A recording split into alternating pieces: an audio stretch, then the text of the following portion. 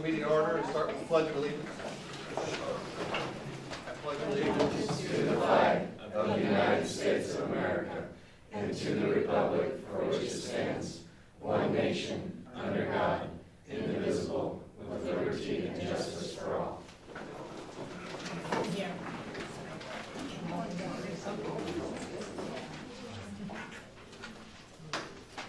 First, we have the approval of the agenda. Move to approve the agenda of the October 15, 2019 regular meeting as presented. Second. I have a motion and a second. All in favor? Aye. Any opposed? Motion carries. Next, we have the approval of the consent agenda items. I'll move to approve the consent agenda items as presented. Second. I have a motion and a second. All in favor? Any opposed? Motion carries. Next, we have public participation. Board members and administrators will listen to concerns and respond when appropriate by mail or telephone at a later date. We will not be able to respond to your questions at this time. The purpose of this session is for us to listen to you and give you the opportunity to share with us. Per policy BDDH-1, the following guidelines and procedures will be followed. In order to speak during public participation, a public comment form must be filled out and submitted to the board president prior to the beginning of the meeting. The public comment period will not exceed 15 minutes. No individual will be permitted to speak more than once, and each speaker will be allowed no more than 5 minutes. At this time, I don't have any public comment forms, so we'll move on to report of the superintendent. Thank you. So as you see from the first slide, Dr. Taylor and I decided to add a little Halloween. So we'll have some scary surprises for you. So the first item, in your board packet, you do have one note of appreciation that I would like to point out. Next, we have enrollment last Wednesday in September. This is our kindergarten through 12th grade enrollment. I went ahead and provided 3 years of data on this slide. The first day of school is always an estimate, and this year when we started, we knew that we had some students in our system who hadn't been transferred out, but were transferring to other school districts. So, you know, if you look from 18-19 to 19-20, there was a jump on that first day estimate. But then if you jump down to the September enrollment, we're up 19 students compared to last year at this time. The September count is what we actually submit to DESE and is what they use in some of their calculations for our funding. And then we'll submit another official count in January, and I'll share the updates with you in February. So I was very pleased to see that we have a little bit of growth going on and really hope that trend continues because we would love to have more kids. The next slide contains our preschool program enrollment. First day, again, was an estimate. We had about 58 this year, which was up about 6 from last year. So for our September enrollment count, this year we actually have 69, and I believe, Dr. Green, correct me if I'm wrong, we have some students who are in the process of testing, and Yes. that will probably go up some more. Oh, which, yeah. yes. So So, we just received 6 more referrals. Oh, that's just awesome. Just from one agency. all right, so that's awesome. So that number will go up, so again, I'll share that with you in February once we do our official January count.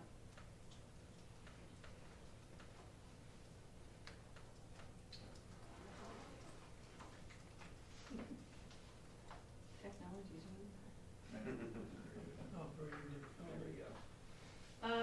next, we have principal reports, and before I turn it over to them and hand them the keyboard, you do have some safety reports in your board packet. All right, that's good. So we go to, no you don't.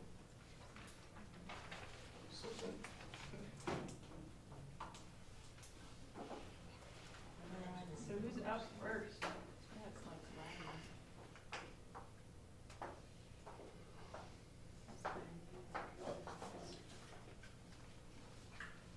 Thank you. Good evening, everyone. Hi. Mrs. Zusman rearranged the order, so I'm first this year. Okay, so let me, get here. Okay, I just, on this first slide, thought, I'm just gonna kind of put a few things that have warmed my heart this last month since we've last met that I walked around at. And that picture on the left is our outdoor garden that is, we call it Lita's garden. It was the garden that Lita's family put together for us after she passed. And those tables convert to benches, and the children and the teachers use it a lot as an outdoor classroom. And sometimes people, let the adults go out and eat lunch at it to get a breath of fresh air. And I just happened to walk by one day, and there's these kids out there with their teacher just working away. And I thought, what a blessing. Lita would love that. And I have to give a big shout out to Mrs. Judy Uding Schweigert. She and her classmates maintain it. They were friends with Lita, classmates with Lita, and they'd come up and water and plant and take care of it. So, and of course our maintenance department does too. That picture is in the center, kind of captures what goes on in our early literacy program. The K through 3 do a thing called Daily 5, and the kids rotate through 5 different activities, and they function so independently and so well. And the teachers are at kidney tables working on guided reading, and this one little girl was helping him chunk a word and sound it out and do some decoding together. And you just see a lot of that if you walk through the building. So I kind of, those two got on the front screen today for me. So, and then finally we had a great canned goods drive during homecoming week. We tried to do charitable acts, and that is our community leading group there. And they of course didn't bring all the cans, but they helped organize them, and we collected 1,440 cans, and we gave half of them to the Baptist Church Food Pantry and half of them to St. Vincent de Paul. So we want to thank the community for their support and all they brought in that week for us to share with others. Okay, so we have a really exciting new thing going on. I got an email not too long ago from a woman named, I believe her name is Ann Bose, and she reached out to, I think, just administrators in the area. She's in Farmington with information and a webinar about a robotics team. So I took a peek at it and thought, this would really fit my goal and our building's goal of more STEM activities. So I thought, hey, this looks like something we can do, I think. So I reached out to Mrs. Fritsch, and she was willing to head it up.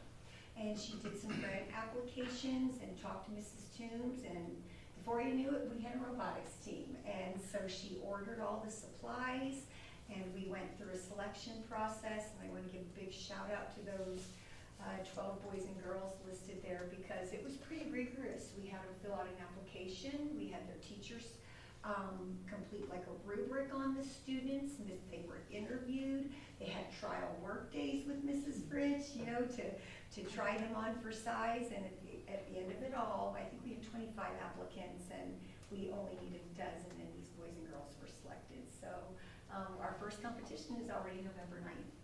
So big kudos to Mrs. Fritsch, who's really coordinated it all, but also to Mrs. Crystal Koenig and Mrs. Jonna Beckish for co-coaching with her, and the three of them are gonna take our kids off to competitions.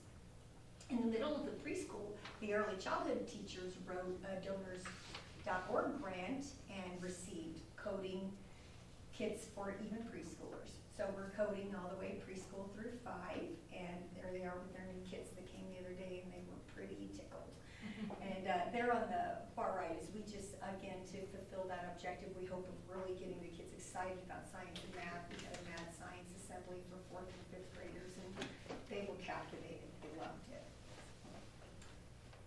Leading the way, I just wanted to share also that it's been a journey for us, and it was bumpy sometimes, and it probably will still be bumpy sometimes, but we actually have every student in a lead group currently, and we have figured out the logistics, we believe, and so we have some great lead groups there. And at the end of the slideshow, there'll be an invite for our Veterans Day program, and you'll see a lot of our lead groups. It's a student-led assembly this time, and we've got the Signing Dragons and several of the other lead groups in as a big part of the program this year. So big shout out to all the teachers who logistically figured that out. It was hard to get it all done. Okay, a couple of shout outs to some kids who've gone above and beyond. We have Bram Dockery up there on the right, and Delia Capps in the bottom right. Over up on the top left, Haley Wells, and in the bottom left, Micah Wilhite. These students received awards in our building in the last month for going above and beyond, doing extreme acts of kindness and kind of getting that extra nod. And there in the middle are our monthly September Student of the Month, and we still do that every month with Mrs. Greminger, lunch and treats together. I couldn't resist this. Okay, you probably all know about Mrs. Kreitler's pumpkin patch, but it's been such an exploratory and wonderful thing, and she comes up all summer long and weeds and waters and keeps that patch going. And the maintenance crew helps her in the spring get it tilled up and ready, but really she and her husband John put a lot of work into this summer. And she harvested a really bumper crop this year.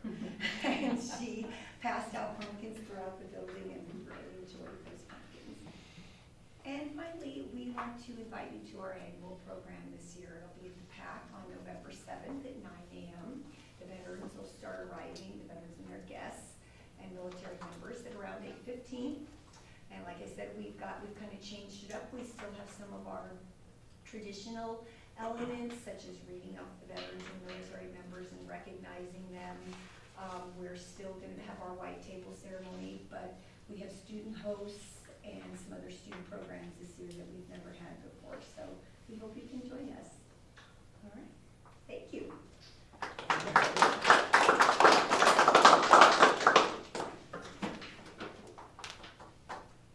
Good evening. In my defense, I did talk to Ms. Diesel about going first. By the time you called her up and said you're going first.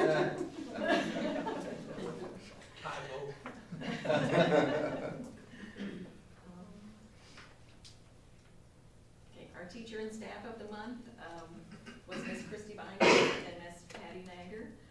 Christy Byington has really taken a lead role in our building. She's our Lighthouse team coordinator with our teachers, and she's also our student Lighthouse lead group, or lead teacher with our students.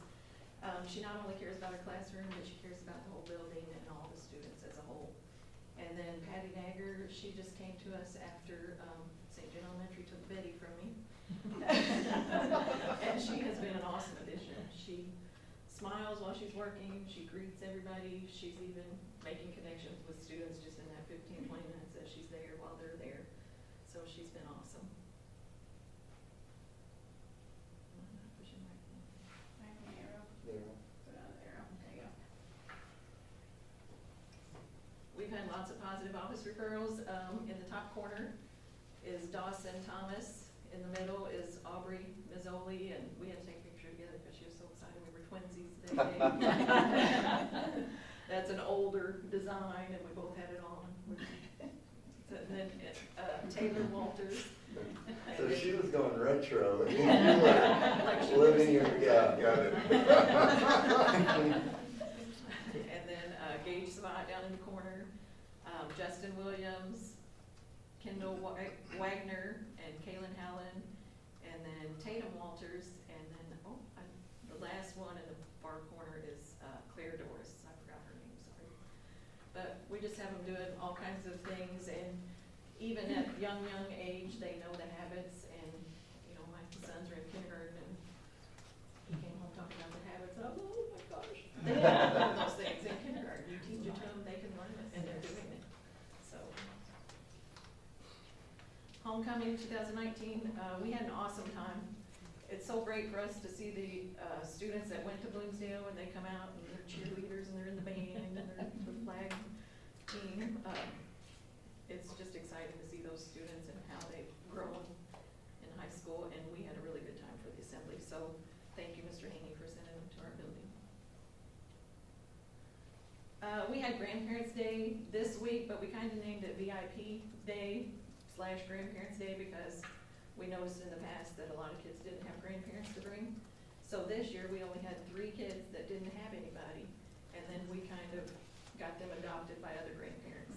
So they went around with other grandparents too this year, and it turned out really good. We had 94 people, and we only have 55 third graders, so that's a lot of guests, which was very nice. I just gathered a bunch of pictures of what's happening, and most of this is just this week and maybe last week, but, we passed out treats and awards for all the kids that went to the library over the summer, because we did a summer reading program. So that top picture of all those kids are kids that went to the library more than 6 times over the summer. And then we had Big Teachers Night tonight. Our building too is focusing more on STEM this year, and we're doing STEM activities in our league groups.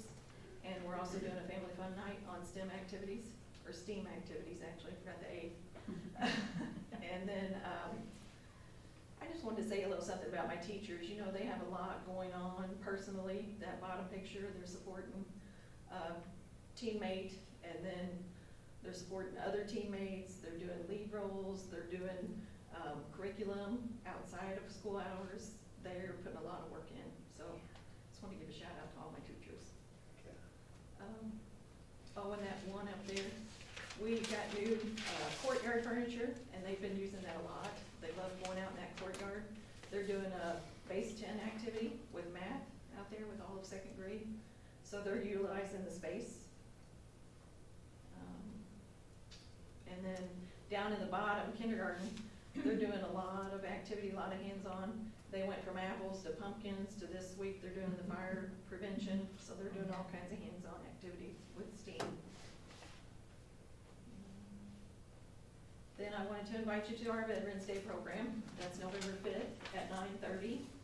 We'll start serving donuts and coffee at 8:30. You can join us for that.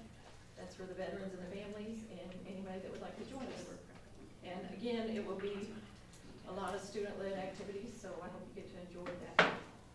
It's Bloomsdale Elementary. I saw pictures of the career day recently too. That looked like, that was awesome. Yeah, They loved it. yeah, that was great. All right, good evening. Scott made the trek to Kingston this evening, so you get me instead. So this first slide, I felt like it was a good representation of the gamut that we run at the middle school, because you can see that we can do professional, as you see Dr. Mercer being recognized at the Missouri Principals Conference. And then if you keep looking across, you have some of our faculty and staff participating in a donut eating game at our pep assembly for homecoming. There were no hands allowed.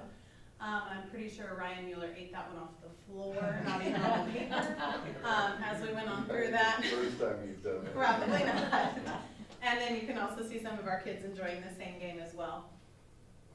All right, so this is just a good mix of homecoming, because middle school, they go all out when it comes to homecoming. It's pretty fun to watch them come off the buses, just as excited as the high schoolers to be dressed up. And really, I felt like our 6th graders brought their A game, because a lot of these pictures are 6th graders, because I think they were excited to, you know, have big dress-up days and be a part of it.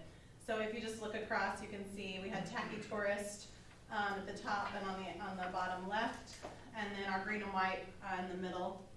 They were all out. And then we actually had like a mathlete versus athlete day. So that's that collage over on the far right. And those were some interesting outfits that day. So they definitely had a good time. This is a list of our positive office referrals since the last board meeting. In that collage, you'll see that is Noah Baker in the middle, the bigger picture. And while we were excited about all those kids on that list, Noah's positive office referral was one of those that just like, you just kind of had to sit back and take it in. And when I talked to him, I had to make sure my voice was steady because I was just so touched. So Miss Cleghorn, one of her kids, got off the bus in the morning. And Dr. Mercer had been a stand-in for the paras for a few days, because we have a very pregnant para who is getting ready to go on maternity leave. So he's kind of covering that transition. So he said, I need to make sure those kids are used to me. I need to be out there. So one of Mrs. Cleghorn's kids got off the bus and had gone with Dr. Mercer fine the 2 days before that. And day 3, looked at Dr. Mercer and said, and I'm from afar, but I can kind of see it happening. And that kid looked at Dr. Mercer, shook his head no, grabs Noah Baker, who he doesn't know, Noah doesn't know him, grabs his hand, and Noah walked him hand in hand all the way into school. Didn't stop, didn't ask any questions, didn't anything. So it was just kind of one of those, like, thanks for being a stand-up kid. You know, it was one of those moments. So All right, our Spotlight Award, we even like have him in person tonight, is Mr. Draper, who keeps being called Dr. Draper. He's like getting this honorary doctorate without the word because people think it sounds cool. But he got our Spotlight Award, and we actually just did that this morning at the faculty meeting. So he was recognized by his peers, and a lot of what I read talked about how he has jumped in and taken on extra duties. But then a lot of what I read was he's awesome all the time. So while we're acknowledging the fact that he's working his hiney off and smiling through it all and carrying some extra work, he's good at what he does, even when he's not asked to do all that extra. So he's done a really good job of stepping in and stepping up. All right, and then this is just kind of what's going on this week. So we currently have our volleyball teams there in the conference tournament. So that's where Dr. Mercer is tonight. And I haven't checked to see if our, well, I don't know if we've gotten an update yet, but if our 8th grade's moving on to the next bracket, through the bracket, but 7th grade did win on Saturday and is moving forward. Our school play is Sunday. It is the best haunted house ever. It's Sunday at 3 in the PAC. Mrs. Bosler that you guys just met at the beginning and Mrs. Kine, who are both 2 of our first year teachers, are in charge of the play. So I think they're excited and antsy and nervous and all of those things to get one under their belts. So we are prepping for our Veterans Day Assembly. I did not put details on there because we tag team with high school. They utilize some of our kids and they do a lot of the work and we get to be a part of it. So that's a pretty awesome thing. And then I put a picture over to the side because it's really been a part of what we're doing without us even asking people to do it. There's just fundraising happening all around us for Mrs. Meyer. And I put a picture of Bennett, and Bennett literally showed up to school with that vest and a hat and told us he had an idea and asked if he could do a fundraiser for Miss Meyer. He said, she's related to me and I go to school here and I can do it. So he came in, Mom brought in a ridiculous amount of candy and asked me if she could do ice cream passes and got permission to do all these things. And he has, during advisory Monday, Wednesday, Friday, he stands out there with his wheel, with his prize wheel, and he gets on the intercom and makes a huge announcement that the game master's ready. And it's like this big production, and he's hopping every Monday, Wednesday, Friday, just raising money to help out Miss Meyer. So it's been a pretty cool thing because no adult influence. He just decided, let's do it and ask permission to do so. So That's awesome. pretty cool. And I think that's all. Can you cut? Yeah. Otherwise I'll forget to cover.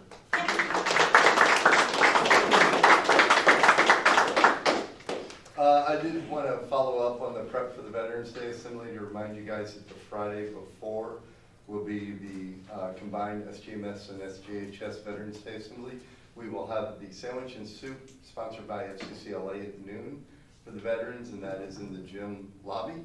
And then at 1:45, we'll begin the combined SGMS, SGHS Veterans Day Assembly. And if I'm counting backwards correctly, that should be the 8th, the Friday the 8th of November. We had pretty much just your common average run-of-the-mill week with, nothing going on at the high school. I wanted to supply these pictures. One of the things I tried to do this year, I'm starting to try to think of ways to give you guys different perspectives and looks. And one of the things was, and I know a lot of the students didn't necessarily find this the best idea, but I decided to take a camera into the homecoming dance. I'd never done that before. I'd never given people a look inside the dance. So throughout this, you'll see some pictures spliced in of some of the color and character that I was able to capture that night. I also did want to bring up the next big event that we will have going on is, as you all are appropriately, thank you for buying into that. I appreciate it. Your segue for me tonight was beautiful, but Red Ribbon Week, October 28th through November 1st. All right, couple things. This year, I've gone to having staff kind of do weekly shout outs, and it's been very interesting to me what they've shouted out as far as what they're seeing around our district, our building with our students that is of interest to them. And the one on the left was Mrs. Murr's shout out for the week, and it was to our county health department. And I thought, what a great thing, because she's recognizing that they provide a wonderful service for our students, and they do it here free at school, making it convenient for families.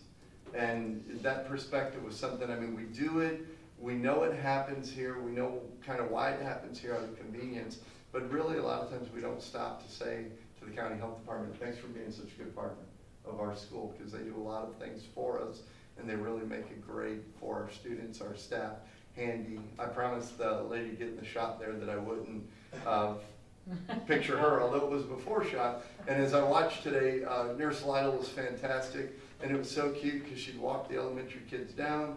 Then a few minutes later, you'd see the line coming back, and it was funny because on the way down, they were all smiling and happy. On the way back, they were holding their arms. They were, you know, it was one of those where they're just like, crying. Some were dragging their feet to go back. They just didn't dig it at all. On the right-hand side, of course, one of the great events of homecoming, and if you ever want to know how prideful it is to win it, there's a great shot of Jillian Humboldt.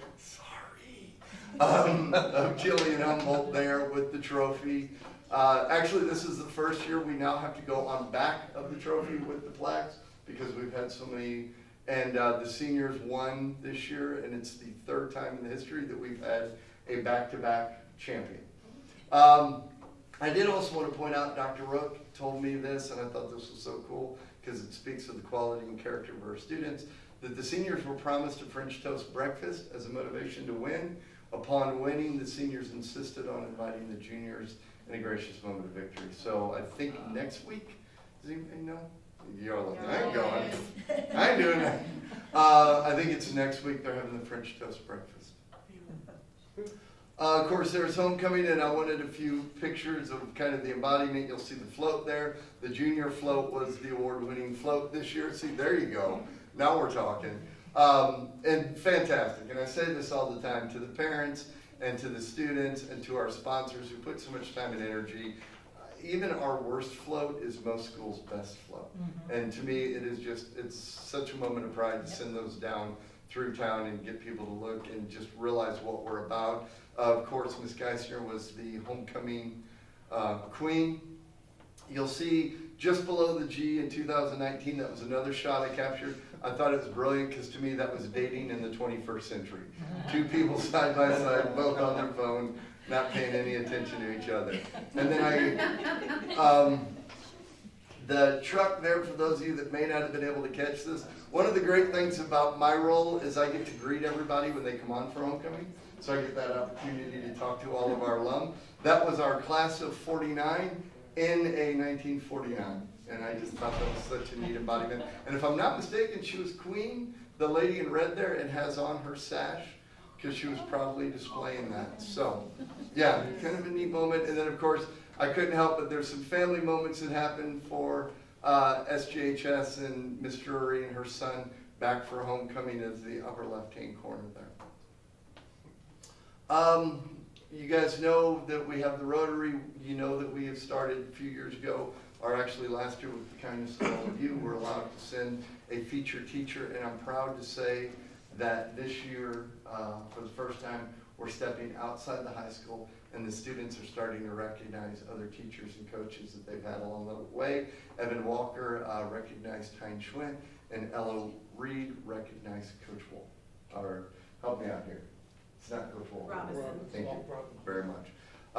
And those were your September and October Rotary. Also, I'm proud to say that on the last club day, we've been working towards this.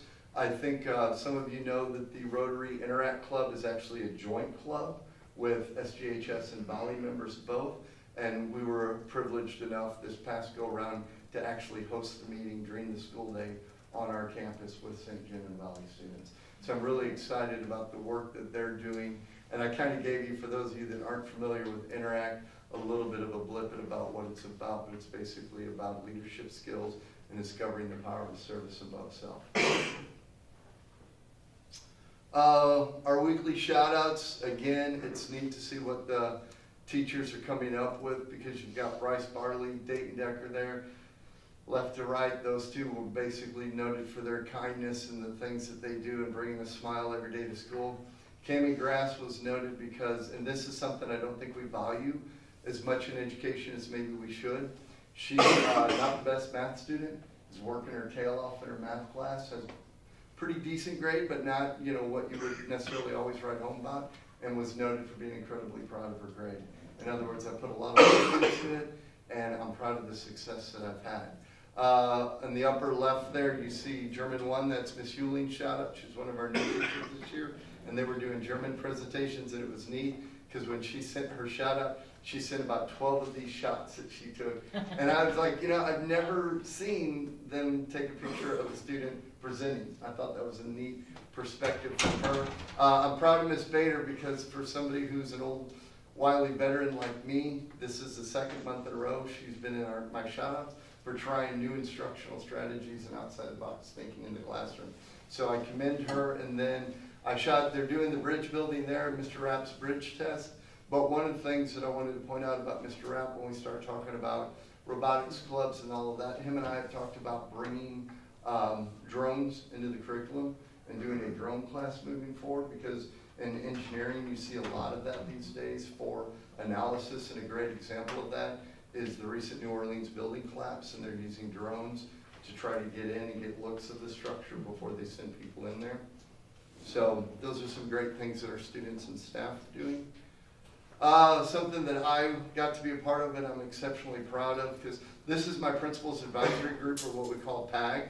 And the City Museum, the St. Genevieve, not City Museum, excuse me, St. Genevieve, exactly, Museum and Learning Center, needed help moving. They had been given a collection, an incredibly impressive collection, that was being housed out at MRB Banks, and it had come time that they were able to move that collection into the basement of their new facility, and they needed help doing it. So my PAG group stepped up, and we went out to MRB Bank, and those kids worked their tail off. That entire trailer was full of those shelves, and each one of those components had 5 drawers, and each drawer had to be taken out individually. Then the container had to be taken out, then all the drawers had to be put back in, then they all had to be taken out again to be moved back in the facility and all put back in. And keep in mind, this was all in the MRV basement and then in the museum basement. I have living proof, it's downstairs. They worked their tail off that day, and a couple of them wanted to go back to class for about an hour because there was an important class they were missing. And I ran into them in the office, and they were like, "Are they done yet?" I said, "No." And they're like, "Okay, we're headed back to the museum to help out." And then the gentlemen were kind enough to give us sort of a preview look at the museum, and that was the point at which I never thought I was going to get the kids out of the building, because it was just one thing after another. It is a really neat facility, and it was eye-opening for me, and I'm incredibly impressed by it, proud that we have it. And I'd like to go back, if I could, to 2 things, because I'd like to point this out. Jerry, I'm not trying to be rude and call you out, but you said that she did a, right-hand corner, you said that she did a bumper harvest, but it looks like she's using child labor to do that, to do that harvest. So I was a little curious about that. I think I've been cut off. Time's out, is that Yeah, what I you're think still? we're Laura's like, "Come on, Hanny, get the hook." There you go.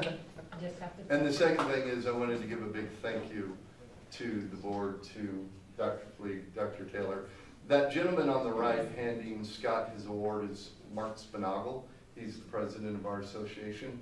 Tomorrow evening at this time, Mark and I will be in Washington, D.C., headed up to the Capitol Hill on Thursday to meet with Senator Hawley, Senator Blunt, our Representative Smith from the area, and Spinagle's Representative Smith. And then we'll do our Capitol Hill meeting on Thursday and be flying right back.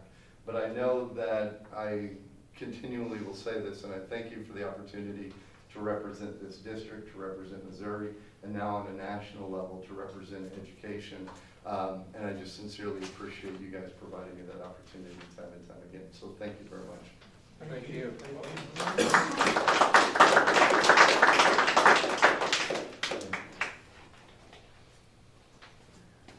Mr. Haney, I did not realize you hit your head there helping out. So I guess maybe that was kind of a work comp thing? I don't know. Alright.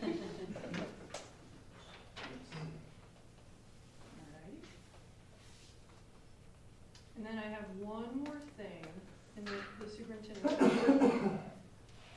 And we did this yesterday, What you all don't know is that the audience, the board decided, a month, maybe 2 months ago, that they would all like to give a donation, a personal donation from them. And collectively, they came up with $200.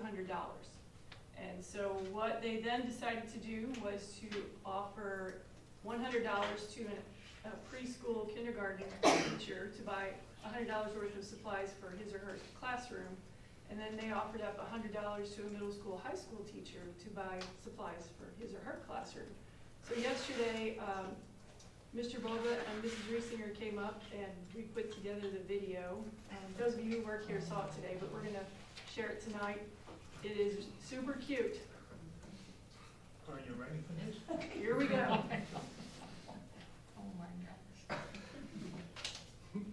Look what's in mine. Hang on. There we go. Maybe not. Hi, I'm David Bowman, school board president. And I'm Martha Riesinger, board member. And this year we decided we wanted to do something extra for the teachers. So the board personally decided to make a contribution. We're going to donate $100 to one elementary and preschool teacher. And $100 to the middle school and high school teacher. So first we'll do the preschool elementary drawing. For classroom supplies. Goes to Kellen Balsler. Congratulations, Cal. Congratulations. Oh, that was awesome. And the middle school, high school winner is John Robinson. congratulations, Rob. Congratulations to both of you. And we hope you enjoy finding the little things that you need.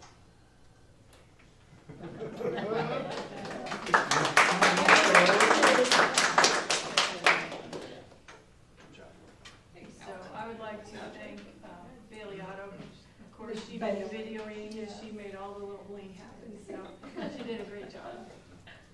And the decoration. Yeah. And Is that decoration. your inflatable ghost? It He's is. adorable. And I would like to say thank you to the board. I've already received an email from one of those teachers, and I kind of gave the other one a little hint yesterday, just told them a surprise was coming, and they were super excited and thankful. So we, once we get some ideas of what they're going to use it for, I think Ms. Otto will put her magic back on it, and we might have something fun to share with you. That sounds awesome. You know, it's so exciting that, you know, well, we all know that you guys, the teachers, stick a lot of money into your classes. And so we thought, as a board, we could give back. Now granted, it's not as much as we'd like, or as many teachers as we'd like to give to them. You know, this is a start, and, you know, each year we can do a little bit or something, and just to let you know how much we appreciate you.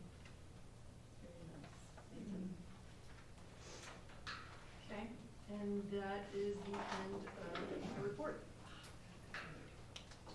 Next, we have unfinished business, instructional program presentation, middle school, high school guidance. All right. Are you ready? First, you have to look at the screen. Oh. Here we go. Joy. There was a real fly. Yeah, so there was a fly issue. That'll keep them away. And so, yes, we have the instructional program presentation, middle school and high school counseling. You want me to keep this? Yeah, why don't you keep that? I can set it for you. First of all, good evening, and I'll do some introductions. I am Russ Toombs. I'm the senior counselor here at the high school. And with me tonight I have Mr. Ed Draper, who is the 8th grade in the middle school and freshman counselor, and Kelly Sokowski, who has the sophomores and juniors. And then we're also in behalf with Mrs. Meyer, who's not here tonight, so we'll talk about some of the things that she does. So first up here, you will see first things that we put on there are some pacing guides for us. And typically these pacing guides are what we use when we go into the classrooms to talk with students, and a breakdown of the months, and you know, it has a lot of the other things. Our Missouri guidance standards are all with it. And I'm not going to spend a lot of time with that because even though they're there and you have those in opportunity to take a look at those, what we did is we also got together and broke it down into really the things we do throughout the year, and we're going to highlight a few of those, and then at the end we'll have a little video that one of our students put together for us. So if you don't mind, Dr. Taylor or Dr. Fleet, we're going to go out of the pacing guide. Those are there, but we're going to make it a little more user-friendly and go to the other link, that middle school, high school yearly activities. So it's going to step through the months, and each of us are going to kind of talk a little bit about the things we do. We're going to start with Mr. Draper.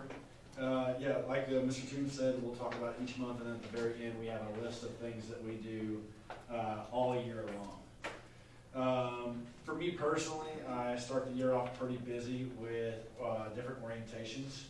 I am a sponsor for the Mentor and the Buddy program, and the Mentor and Buddy program help out with both orientations. So part of transitioning 5th grade into 6th grade, and then 8th grade into 9th grade, we kind of have really big days where we essentially throw a party for the kids and get them accustomed to their new school setting and kind of that first introduction. We also have a freshman parent night soon after we have that freshman orientation. And then Russ, Kelly, and I kind of all come in together and do schedule changes throughout that whole first month. That has been something that I think has been a collective effort with Mr. Haney's genius and Dr. Boyd's genius. We're working to cut down the amount of time that we spend on those schedule changes through different programs and different designs and coding designs that Mr. Haney does. So we're constantly chipping away and trying to be more efficient with that. So in September, kind of a big thing we deal with is leadership selections for our sophomores. We send out to the entire sophomore group an interest form, and they have a certain deadline to return answering some questions, outlining their interest in participating in some of the leadership seminars. And then we have a faculty meeting, and we kind of go through all those interest forms and kind of select who's going to be going to each of those. It's a really awesome opportunity for the kids. We also work on SLU 1818 enrollment. So some of the courses they can get SLU credit is through like CP English 3 and 4, public speaking, American history, French 3 and 4. So. In October, Amy and I both do in-view testing. I do it with the 6th grade, or I do it with the 9th graders, and Amy usually does it with the 6th graders. And what that is that allows us to screen for any students that might qualify for the gifted program. So it's one of the initial steps in that chain of events that eventually leads to a student being involved in our gifted program. One of the biggest jobs that I have throughout my year is Career Week, which is next week. Mr. Balzer is attending. Excited to have him. I don't get called out again. Yeah, it's okay. Plan around that. We have Mr. Balzer and probably 12 or 13 other professionals coming in that day. Anything ranging from an aerospace engineer to a geologist to a funeral director. So we have quite a diverse group. I'm excited to have them in the building and see, let our students see what they have to offer, what they have to say about their different careers. One day of the week, we take the students down to the high school where they'll learn from our different teachers in different areas: business, ag, health, and engineering and graphics. Another day, we have representatives from SLU, SEMO, and MAC come in, along with Dr. Taylor, to talk about what it takes to be successful. They'll give a brief introduction about some of the classes that Ms. Okowski will help get them enrolled into, and Mr. Timms is a junior and senior. So we're trying to get them exposed to some of that higher level content and knowing that it's there early on. And then I think we have Okay. a college career. Yeah. So a couple of things, at least that I kind of head up in October, and they're actually coming up, and would love to invite you. Tomorrow evening, we have really our very first annual college and career fair. So we've kind of gone away just from having colleges come. We actually have businesses, and those also are coming. Tomorrow we have around 45 different tables of people coming to get all of our students involved. And we would love to see you guys come if you would like to come and meet with some of the people that are going to be there as well as the students, and we're really excited about that. And then on October 29th, if you've ever had to fill out the FAFSA, you know how challenging and that can be. So I have contacted Jefferson College, and they're sending 4 representatives, and then some of us will be there also, and they have a small presentation, and then they're actually going to work with the parents to work through that FAFSA night. We're giving them an info sheet that'll tell them what all they need to bring, things of that nature. And again, that's from 6 to 7:30 on October 29th. So the same, tomorrow is the College and Career Night from 6 to 7:30 in the cafeteria, and then October 29th, the FAFSA night. So that's exciting, something new and change that's going to help all of our students. So as we go into November, you know, one of the big things is our Missouri School Counselor Association conference that Mr. Draper and I will be going to this year, along with Mrs. Rowland and Mrs. Grimminger both. And we'll go out there, and it's out at Tantera, or what was formerly known as Tantera. And we'll go out there and meet with a lot of other people and network together and learn lots of different things. And Kelly has set up ASVAB testing for the juniors at that time. And so, you know, it doesn't look like November, December are really busy, but there's still a lot of things that we're doing there. And again, I'll let Kelly take over for December and January. So December, we are starting to work on schedule changes for second semester, and that kind of flows into January also a little bit. It's also, we'll take our sophomores, usually like 30 to 35. We just take the ones that are interested in possibly attending Perryville the next year, and they get to go and like shadow, I think it's 3 different programs to see kind of what they might be interested in participating in if they choose to do that their junior year. They actually have like interviews like in, I think, April or May, and they kind of get approved or not approved. And then we also do the SLU 1818 enrollment again for second semester. So. For February, March, that is our enrollment time of year. So we start talking to students about classes and opportunities that they'll have available to them in their next school year.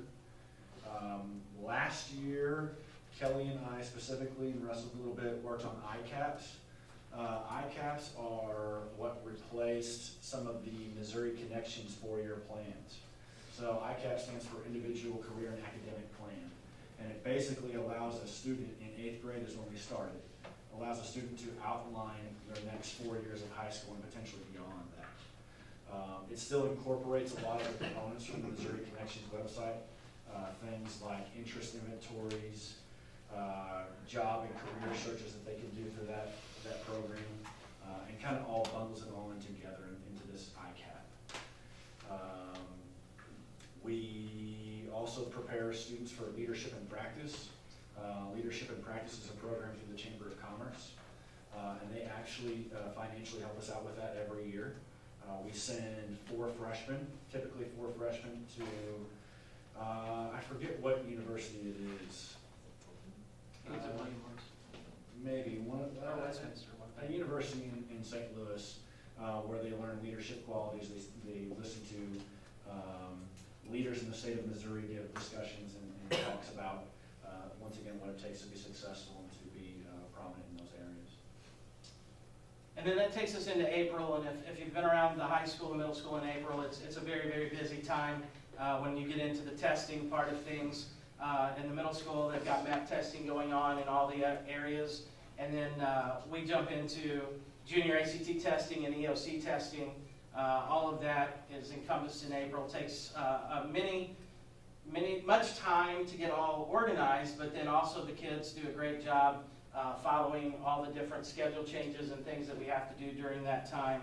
And then into May, you know, we start working more with scholarships. Local scholarships have all been out. I have a faculty committee that gets together, and we start looking at all the different scholarships, handing those out, things of that nature starts hitting at the end of the year. And then we've got a long list of some year-long things, and we're going to peruse them real quick, and I'll go through some, and then Mr. Draper will go through some. But, you know, one of the things that happens year-long is we meet with grade level teams. Each of us has a team that's relative to the grade levels that we're responsible for, and we meet with those weekly to talk about kids. And find out what we need to do to help the kids, maybe if they're struggling, or actually on the positive side, we meet with them sometimes to just give them some positive referral things. We do some student meetings after we've met with grade levels during our Dragon Fires on Tuesdays and Thursdays. That's when we're actually meeting with the students in some groups. And then we also have a Dragon Fire mentoring program that each of us will go to when we're not having our student meetings on different rotations, to where we're going down and helping kids in a study hall type environment, but we're helping them more than just academically. We're helping them, mentor them to what they need to do to be successful throughout high school. Along with that, we will always have individual student meetings. We'll call kids in to have grade checks, attendance talks if their attendance is falling behind, what it takes for their graduation requirements. That's definitely a big one for me early throughout the year, but continued throughout the year as they go through their senior year.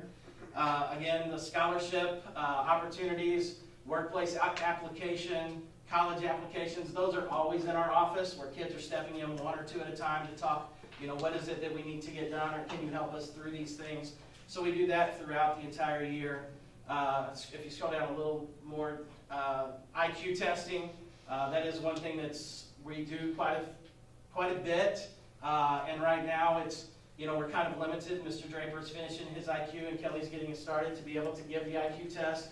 And we give them sometimes for gifted or special education, or even for leadership that Mrs. Zukowski talked about earlier. We've got to do a couple IQ tests for that. So that's throughout the entire year.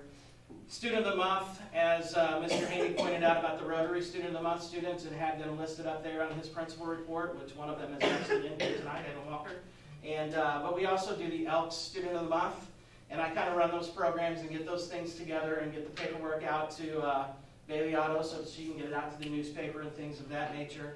And then ACT, of course, that's a real big one for me since I am the ACT coordinator at the high school, and we are a testing facility, so where students come here to actually take the ACTs on Saturdays. And there's a lot, of course, that's involved with that. Then finding supervisors, setting it up, organizing the materials, getting it after the test, finalizing all the shipment stuff, and that's one of the things, again, it occurs every other month throughout the school year to get done on a Saturday. And I'm going to defer to Ed. Some of the things that I want to talk briefly about are teacher support services. That's something that we always do throughout the year. I really feel like it's been something personal for me that I would like to try to increase and do better at. I want the teachers to know that we're not just here for students, but we're also here for them as well. So Miss Bennett and I are kind of working on a plan to maybe reiterate some of those thoughts. Amy, one of Amy's programs, or one of the things that she really dug her heels in on, was the Aegis program. The Aegis program is something run with Ms. Huffman and Officer Clark. They meet with students that are frequently absent. And I think Judge...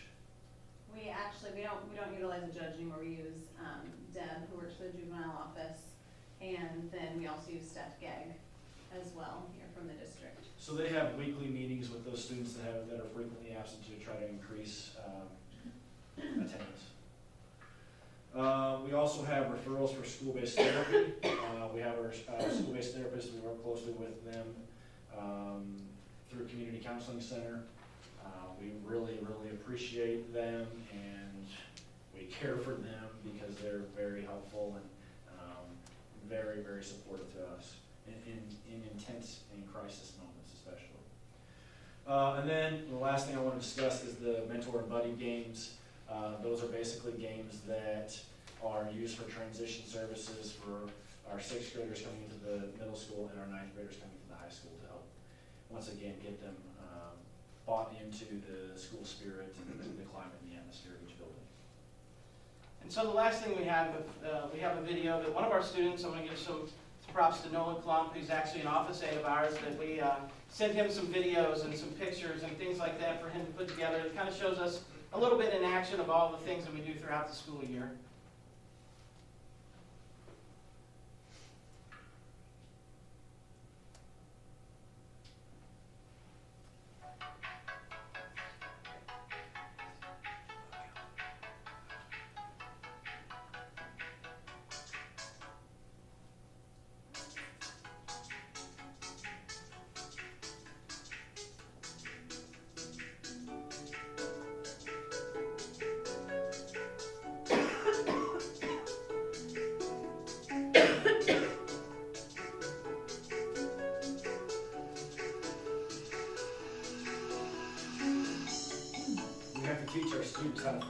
vocals on a Scantron.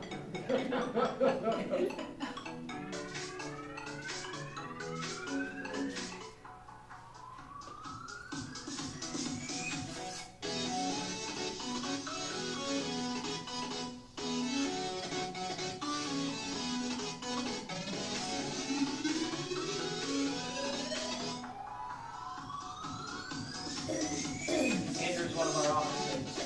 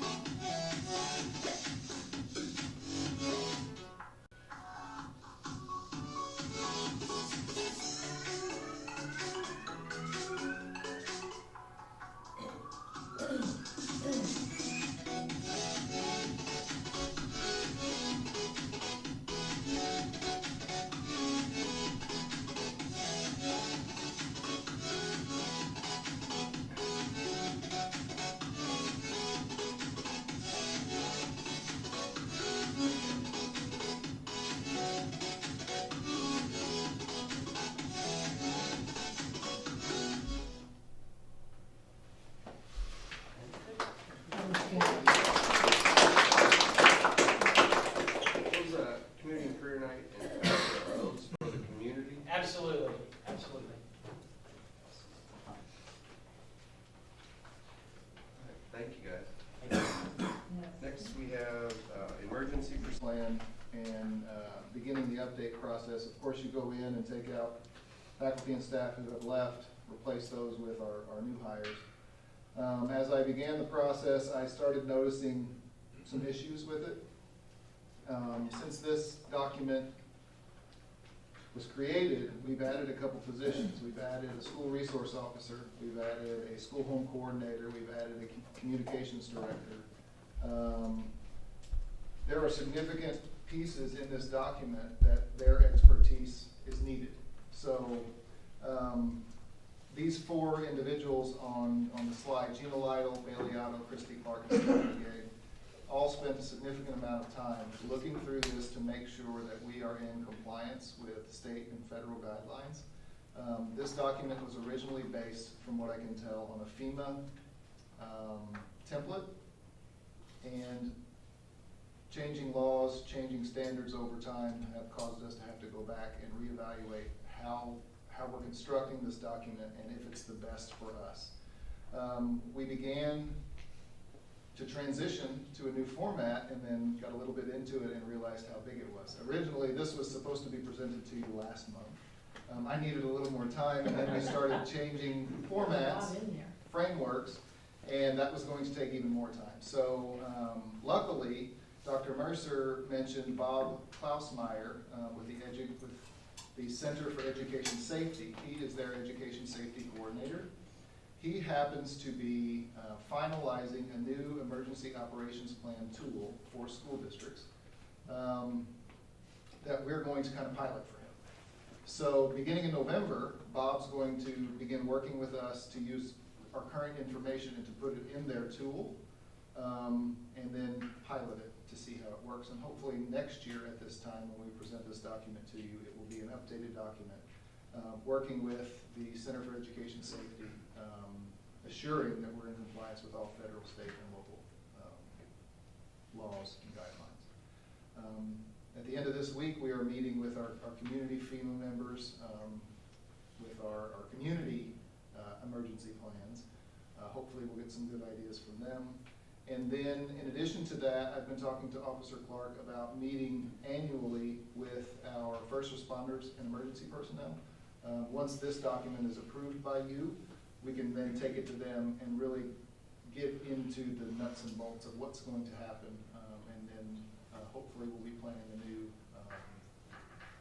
evacuation and reunification drill sometime soon, because it's about time that we do one of those again.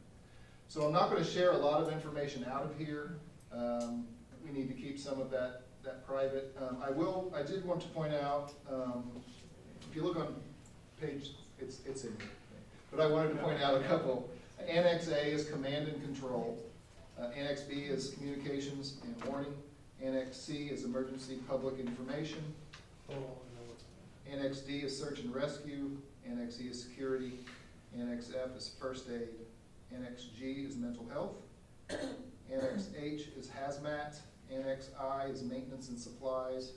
Annex J is transportation. Annex K is student family reunification. And so that covers all of the areas that we need to plan for. I'm hoping this tool that Bob helps us with is going to be better fit for us, because there are some things in here that we still want to rearrange and take some items from some sections and move them to other sections.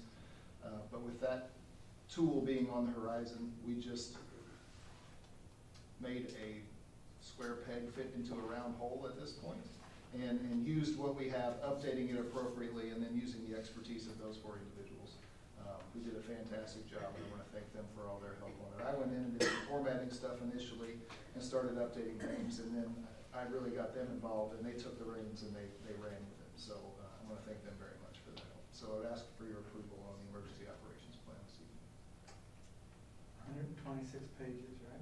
Yes, sir. That's a lot. It's interesting reading. Yeah, we read it numerous times. Is there We hope we quick never eye? have to. I'll make a motion that we approve the updates to district emergency procedures. Second. A motion and a second. All in favor? Aye. Any opposed? Motion carries. Next on to new business, the launch partnership. Okay, I have another surprise for you. You ready?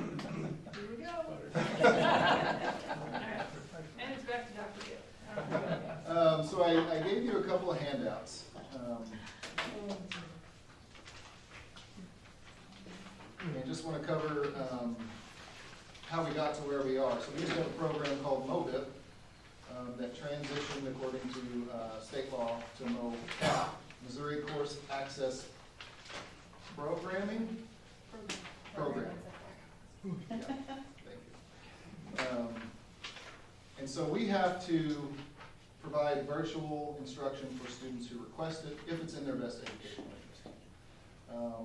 And so we need to start preparing for how we're going to do that. I've talked to a couple other districts who have been using the Launch program. Launch is one of the organizations that have been approved by the state of Missouri. There were several interesting aspects about Launch that drew me to it and kept drawing me in. I was worried about rigor, and so I was talking to a principal at a high school who said they were really surprised. They had 5 students enroll for a CP English 3 class, and so instead of having an instructor come in and teach that, they had those students enroll in the Launch program, and they were really surprised and pleasantly surprised with the rigor of the program. And some of the students were even saying maybe this was a bad idea, maybe we should have taken it on campus. So I was really happy with that comment. Also, the flexibility that this program will allow us. It's not just for students who are struggling. It's not just for students who are advanced. It can be fit to all types of students. One of the things I've struggled with being building principal and now assistant superintendent, is when we do have to suspend a student, it's still our responsibility to provide them with an education. This program will hopefully allow us to give them the opportunity to continue that education while they are suspended and maybe not get so far behind. So I'll direct you to this document first with the map on it. This was put out when they started the program in 2017, and that map actually depicts 175 school districts that have partnered with Launch at the time. It's up to 228 now. So if you think about that number in the state of Missouri, that's a solid number. Another thing about the Launch program is all of the instructors for all of the courses in the Launch program are Missouri certified teachers. Should you approve this evening, and we do partner with Launch, all of our teachers will have the opportunity to apply for and become Launch teachers for students across the state. In addition to that, the Launch program is through the Springfield Public School System. They use and update a Missouri curriculum. They use the Missouri Learning Standards, and they're well versed in those. And so when they are constructing a class, they know what they're talking about. It's not a teacher from another state or somewhere else trying to come in and learn these standards. They know the standards inside and out. They've been teaching. So that just gives you a little information down at the bottom. Then I handed out this document, which gives you some facts on the front. But I wanted to point to the last page, which was a member district directory. And then the page right before that is the class offerings. And I was really impressed with their class offerings. That's a significant number of really, some of them very difficult classes. And when you look at the world languages, Japanese, I think they're getting ready, Chinese is there. Last time I looked, they were getting ready to add Chinese. So I'm really excited about this opportunity. You know, sometimes lawmakers enact something and tell you you have to do something, and we're groaning about it. But if we look at a glass half full, I think this is going to offer our students some significant opportunities. Mr. Haney, do you have anything you want to add about the program or your thoughts on it? Just to reemphasize a couple points that you said to make sure that they kind of hit home. This is Missouri teachers working with Missouri standards for Missouri students in close to 50% of the school districts in Missouri.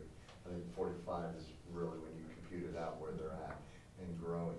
It's an incredibly impressive program, but I do also want to reemphasize that one of the fine lines that we will walk as we move forward with this is that best educational interest of the child.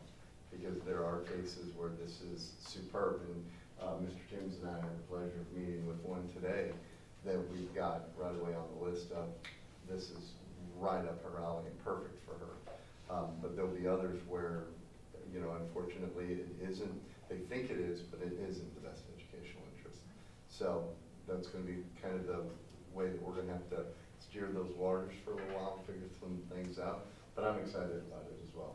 It just goes to that opportunity to continue to provide more resources for our students, more avenues in which they can look at for opportunities. A few years ago, we had a young lady work on Latin here through a situation similar to this, but the coursework wasn't nearly as well defined and written for a high school student. So it was a little more difficult.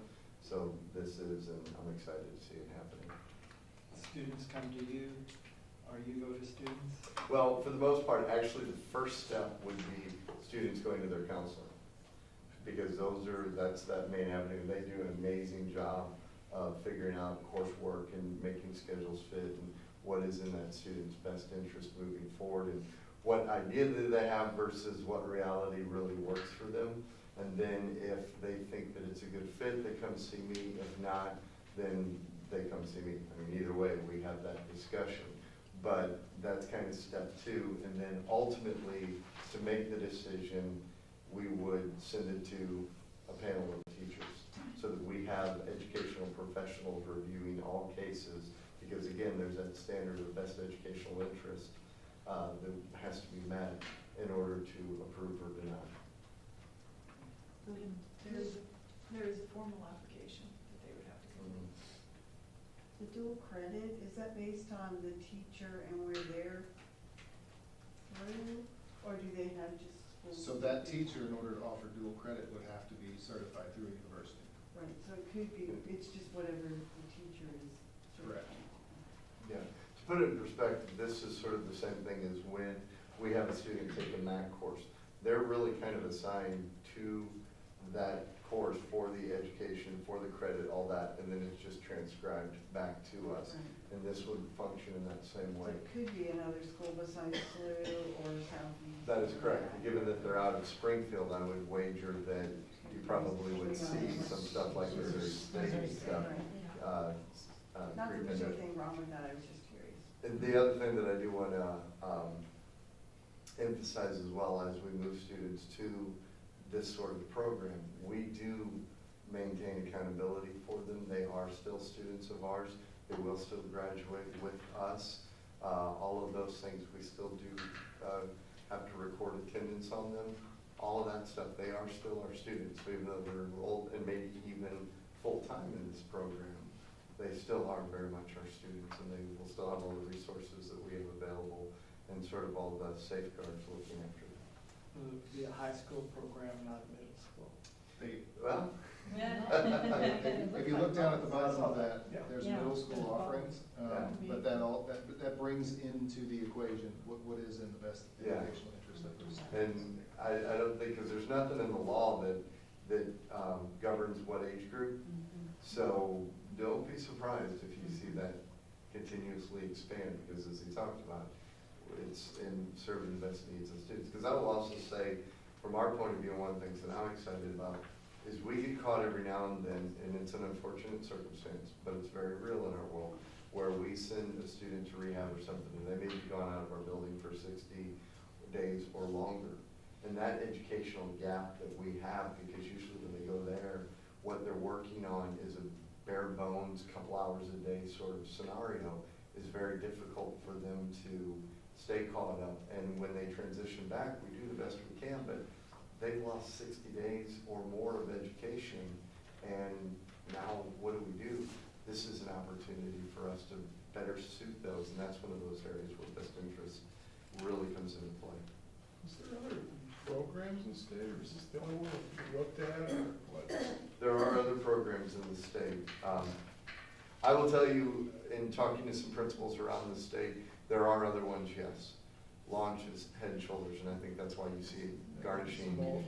It's just growing and growing what they are. But DESE has a whole list of approved ones, and to speak frankly with you, some of them they approved willingly with honor, and some of those they were forced to approve.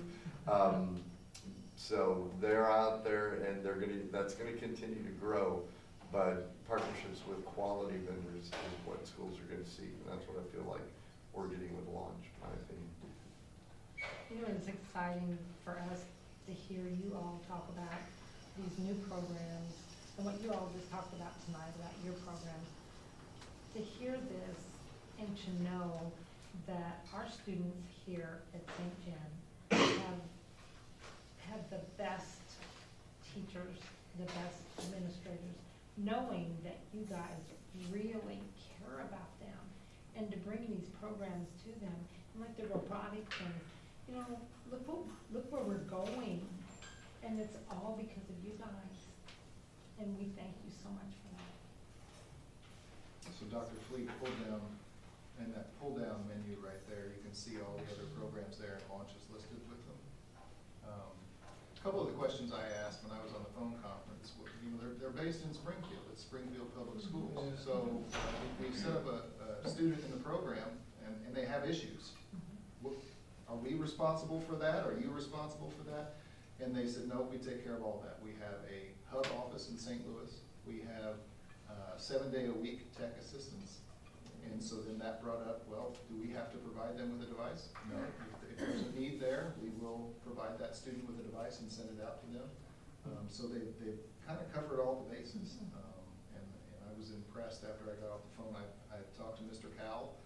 He uses the A+ learning system currently, and he's excited about some of the opportunities that this might offer in his classroom for some of his students.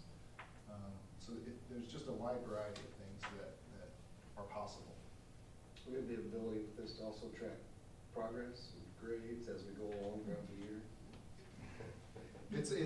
It's a gray area because technically they're going to be our student and enrolled in our school, but they are going to be educated by the launch program and will receive that transfer grade in. So yes, go ahead. One of the things, and I know we keep going back to this, but that whole concept of Missouri educators, and if you look at Springfield Public School System, it is the largest public school system in the state of Missouri, and it's the most successful large school district in the state of Missouri, or was as of about a year or so ago. And they're employing their teachers, they're employing their staff. These are the people that are building it, these are the people that are working it, and these are the people that are serving and delivering the students. So it's sort of like what I look at is, do I trust these people with my students? And in this case, I emphatically say yes. And that says a lot, because I don't trust a lot of people with my students.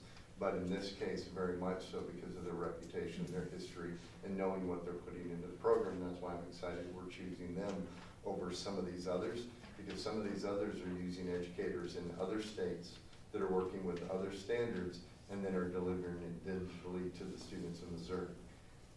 I'm not totally sold on that. I'm not a big fan of providing that for my students. So we don't necessarily get that day-to-day like Mr. Kyle has now, but we get that reassurance that there's that person who's a Missouri certified educator on the other end who's proven to be very successful, working for a very good school district or having worked for a very good school district that is providing educational opportunities for our kids. And that's the trust that I'm willing to make. This group, Springfield School District, they're in it for the right reasons. That's exactly right. Exactly right. It's a one-year agreement? No, what we're asking you to approve is the agreement so we can enter into a membership with them. So the membership costs $2,000 and it's a one-time fee.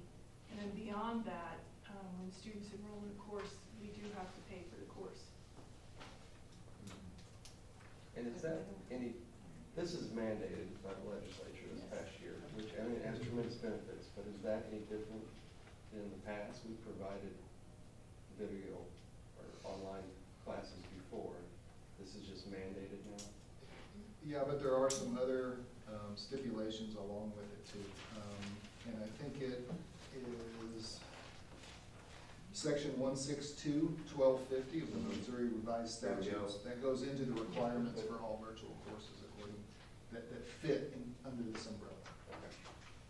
The membership is based on K-12 enrollment. Correct. So that's based on, like I said, K-12 enrollment. The smaller your school, the less you pay for your student joining. Correct. I just have to ask, is there any state funding to be provided for this mandate? I do not believe so. Besides the foundation formula, which I greatly appreciate being funded. Yeah, I will say this in their defense, they did write in about the ADA piece that we can collect attendance on these students even though they're not in our building. So that fee that's paying out isn't exactly a loss. If you really kind of calculate that times 7 and versus what we would collect back in, the hope would be it would be a negligible loss. All these students who are out, maybe on homebound or medical. And the rate in which they're allowing us to count attendance if they're full-time really helps our attendance. In other words, we need a 90 by 90 rule right now, and they're allowing us to count at 94 for non-A plus students, 95 for A plus students. So the state is even saying, look, if you've got a student who's successfully making progress here, we want to be able to help you with that. So I will also give them credit in that regard. And $2,000. And it's a one-time fee. Seems very reasonable. And it's if we have no students, we have no students. If we've got 2, that's fine. If we've got 32, it's however few we have or however many we have. You have access. Okay, one more time, this isn't students come and say, I want to take, it's in whatever's in the best interest of the student. Absolutely correct. And that's, to me, it's no different than the way we go about early out. And that is, if you really have a solid plan and this is in your best educational interest, we want to support that. We've shown that through the years. When students come to us with an early out request and they don't have a good plan or much of a plan at all, and they themselves aren't solid with it, They go through that committee, those discussions are had, and usually by the time they go through that process, they understand this is not going to work for me, so they throttle back. And I see this is working a lot of the same way that our early out process works. Thank you. So there is also a being positive, saying it's gonna work great, which we hope it does and will. There is also a way out if it doesn't, right? According to what the contract. Correct. I think it's coming that there's 240 something schools. Right. Yeah. We're not the first one to jump Right. aboard that, that boat. Mr. Kirschner, you can terminate, there's a term and termination agreement. It's 30 days written notice by the party, so. I'll move to approve the agreement with the Board of Education and the Springfield R2 School District, acting as the Missouri fiscal agent for the launch program, and authorize the board president and board secretary to execute the necessary documents. Second. Have a motion and a second, all in favor? Aye. Any opposed? Motion carries. Next, we have action for a closed meeting. Nice find that page. You're up. Yeah, it's small. I move that the Board of Education hold a closed meeting with a closed record and a closed vote following the regular open meeting on October 15, 2019, to be held in the R. W. Thomas Library, 715 Washington Street, St. Genevieve, Missouri, for the purpose of discussing and voting upon the following items of business: hiring, firing, disciplining, or promoting particular employees, scholastic probation, expulsion, or graduation of identifiable individuals. I further move that notice of this meeting and its tentative agenda be posted as required by law. Roll call. Okay, I made the motion. Mr. Bosler made the second. Roll call. Eric Bosler. Yes? David Bova. Yes. Joan Hook. Yes. Jim Kirchner. Yes. Karen McDaniel, yes. Martha Reeser. Yes. Richard Rudolph. Yes. Motion carried 7-0. I'll move to go to closed session, a closed record, and a closed vote after a short break. Have a motion and a second, all in favor? Aye. Any opposed? Motion carries.